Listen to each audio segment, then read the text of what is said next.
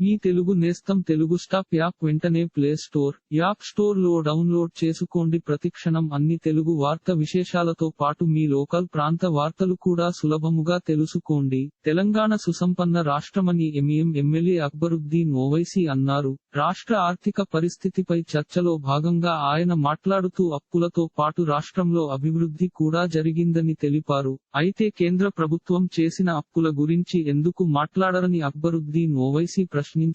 కాంగ్రెస్ ప్రభుత్వం ఇచ్చిన శ్వేతపత్రానికి CAG report లెక్కలకు తేడా ఉందని చెప్పారు. కర్ణాటక గురించి ఇచ్చిన లెక్కలకు కాగ్ రిపోర్టు లెక్కలకు కూడా చాలా తేడా ఉందని పేర్కొన్నారు. ఈ క్రమంలోనే తెలంగాణను అప్పుల రాష్ట్రంగా అవమానించడం తగదన్న అక్బరుద్దీన్ ఓవైసీ శ్వేతపత్రం పేరుతో రాష్ట్రాన్ని అవమానించారని విమర్శించారు. ఈ నేపథ్యంలో శ్వేతపత్రం ఉద్దేశం ఏంటో చెప్పాలని డిమాండ్ చేశారు. ఇలాంటి మరిన్ని తెలంగాణ వార్త విశేషాలు కోసం ఛానల్ కి సబ్స్క్రైబ్ చేసి గంట నొక్కడం మర్చిపోకండి.